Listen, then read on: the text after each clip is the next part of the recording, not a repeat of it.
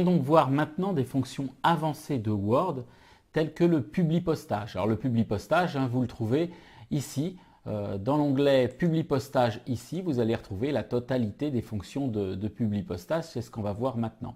Mais avant même de parler de publipostage, il faut parler d'une liste d'adresses à qui on va adresser ces différents documents, que ce soit des mails ou que ce soit des lettres standards, voire éventuellement l'impression d'étiquettes. Alors pour ce faire, j'ai créé ici avec un fichier Excel une liste de personnes, c'est une petite liste avec civilité, prénom, nom, adresse, code postal, ville et puis l'email des différentes personnes. Donc ce petit fichier Excel, je l'ai appelé effectivement liste.xls.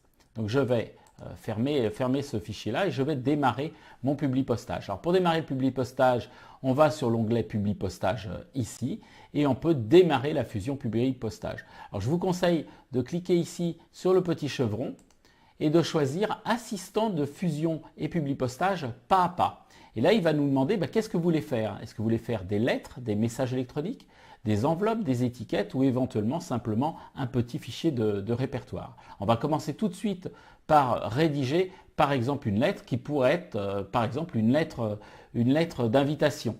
Alors je vais rédiger cette lettre d'invitation. Alors je pourrais mettre éventuellement une petite en tête ici. Alors je vais mettre mon nom. Je vais ensuite aller sur l'étape suivante, à savoir le document de base. Donc ce document de base, je peux utiliser le document actuel ou aller chercher un autre document. Bon, voilà une petite lettre, tout ce qu'il y a de plus simple. Maintenant, je vais la personnaliser. Alors je vais aller à l'étape suivante, je vais faire la sélection des destinataires. Voilà. Après cette sélection de destinataires ici, alors je vais parcourir un nouveau fichier de base de données parce que j'en ai pas d'ouvert. Donc c'est ce que je vais faire ici. Et je vais aller alors sur mon fichier se situe sur mon bureau et je vais aller chercher le petit fichier Excel que je vous ai montré tout à l'heure, donc list.xls. Voilà qui est fait. Alors il me dit est-ce que c'est bien ce fichier là, donc et je vais prendre la première feuille, donc il n'y avait qu'une feuille sur mon document de toute façon.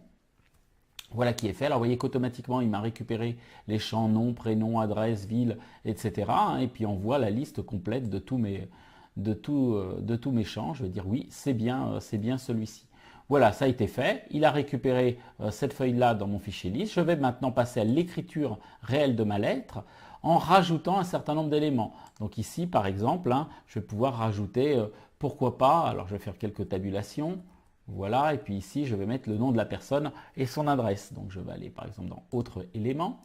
Je vais choisir civilité, prénom, nom. Voilà, je double-clique à chaque fois pour les insérer, fermer. On va mettre des petits espaces quand même entre chacun. Voilà, je vais revenir à la ligne. On va refaire quelques tabulations ici pour se repositionner pour mettre l'adresse. Donc toujours pareil, je rajoute des éléments. Adresse, insérer, je ferme, je vais à la ligne. Voilà, alors on aurait pu faire ça un peu mieux peut-être directement en appuyant sur le bouton majuscule Entrée pour aller directement à la ligne. Et puis je vais rajouter alors autre élément.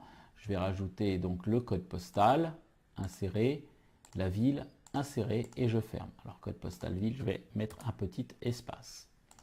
Alors ici peut-être rappeler le nom de la personne, ça sera peut-être plus joli. Donc je fais un petit espace et je vais rajouter là encore autre élément. Alors civilité, insérer, prénom, insérer. Alors je peux double-cliquer comme je l'ai fait tout à l'heure pour aller plus vite. Voilà, vous voyez, ça rajoute directement en double-cliquant le nom de la personne. Je ferme, toujours pareil. On va mettre des petits espaces entre chacun et puis une petite virgule ici. Donc voilà, ici ma lettre type est réalisée. Donc je peux faire aperçu de mes lettres tout simplement avec l'étape suivante. Et vous voyez qu'automatiquement il me récupère ici l'adresse, il me récupère aussi les différents éléments et je peux aller comme ça, aller me parcourir de destinataire en destinataire ici. Vous voyez, je vois directement les petites adresses qui changent.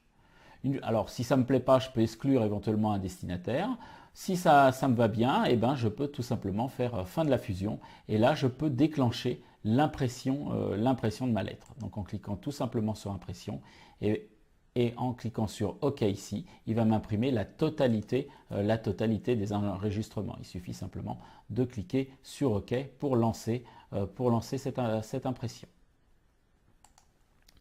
Alors ça, c'est la façon de faire éventuellement une lettre. Alors imaginons maintenant que ce n'est plus une lettre que je veux faire, mais c'est par exemple un simple emailing.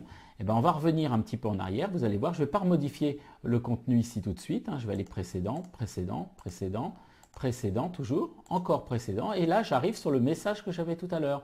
Lettre, message électronique, etc. Alors, dans un message électronique, en règle générale, on ne met pas une adresse ici, on ne met pas son nom là. Donc, je vais supprimer tout ça.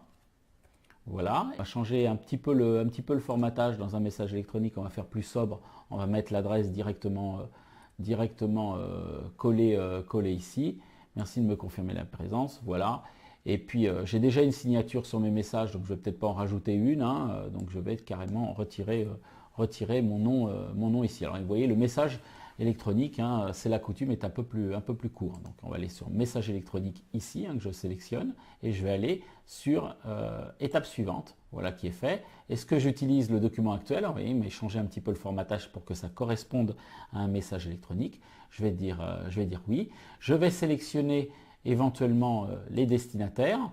Ben là, je vais garder cette liste-là, c'est-à-dire la liste qui s'appelle liste.xls ici, et je vais écrire mes messages électroniques. Ben là, je ne change rien, je laisse civilité nom prénom, sinon on l'aurait fait exactement de la même façon que je l'ai fait tout à l'heure, et je peux visualiser ces différents messages comme je l'ai fait tout à l'heure. Vous voyez, c'est aussi simple que ça pour faire un emailing. Je me déplace sur les différentes personnes ici. Je peux aussi exclure éventuellement une personne. Je fais fin de fusion. Et simplement, au lieu ici d'imprimer, et bien là, je vais pouvoir envoyer un message électronique. Alors, je vais cliquer sur message électronique. Là, il va me demander quel est l'objet de mon message. Et bien, l'objet, je vais mettre invitation. C'est ce qui sera le sujet du message. Automatiquement, vous voyez dans le champ destinataire, il m'a trouvé email qui correspondait à ma base de données, à ma petite liste de tout à l'heure. Et puis, je vais lui demander d'envoyer tous les enregistrements. Et il va m'envoyer tous ces éléments-là dans ma boîte, depuis ma boîte Outlook directement. Donc, voilà comment simplement on peut envoyer un emailing. Voilà, ce tuto est maintenant terminé. Je vous dis à bientôt.